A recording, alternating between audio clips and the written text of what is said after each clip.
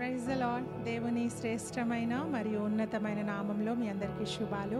ప్రియ సహోదరి సహోదరుడా, దేవుడు మనల్ని హెచ్చించాలని మనం ఎంతగానో ఆశపడతా ఉంటాం కదా.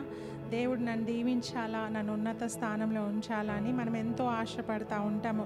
కానీ ఎప్పుడు దేవుడు మనల్ని దీవిస్తాడు, ఎప్పుడు మనల్ని హెచ్చిస్తాడు అంటే మనలో తగ్గింపు ఉంటే, మనలో హంబుల్నెస్ ఉంటే దేవుడు మనల్ని దీవిస్తాడు. ఇంకా చూస్తే మనము మన జీవితాన్ని ఆయనకు అప్పగించినప్పుడు, ఆయన మీద సంపూర్ణముగా ఆధారపడినప్పుడు దేవుడు మనల్ని దీవిస్తాడండి. దేవుడు ఎప్పుడు కూడా హెచ్చించడానికే ఇష్టపడతా ఉన్నాడు, కానీ నేను తగ్గించడానికి లేకుంటే నీ జీవితం పాడైపోవడానికి ఆయన ఎప్పుడు అనుమతించడు. ఆయన మనల్ని ప్రేమిస్తూ ఉన్న దేవుడు.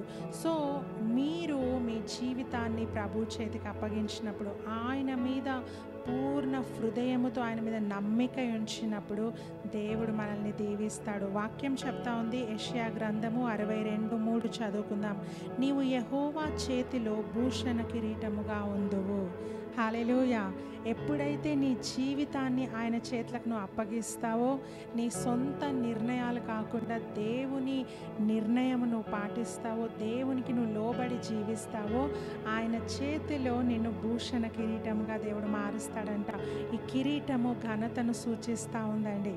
దేవుడు నిన్ను ఘనపరుస్తానని ఆయన ఉదయకాల సమయంలో మాట్లాడుతూ ఉన్నాడు. నువ్వు ఎక్కడికి వెళ్ళినా, ఏ ప్రాంతానికి వెళ్ళినా, ఏ గుంపులో నువ్వు నిలబడినా అక్కడ దేవుడు నిన్ను హెచ్చిస్తాడు. ఉన్నతమైన శిఖరం మీద ఆయన్ని నిలబెడతాడు. నీ మాటను, నీ సజెషన్ తీసుకోవడానికి ఎంతోమంది నీ వద్దకు వస్తారు. అలా ఒక మంచి సాక్షిగా దేవుడు నిలబెట్టుకుంటాడు. నేను భూషణ కిరీటంగా ఆయన నిలబెట్టుకుంటాడు. సో మీ జీవితాన్ని ప్రభువుకు అప్పగించండి, ఆయన మీద ఆధారపడి ముందుకు కొనసాగండి. God bless you.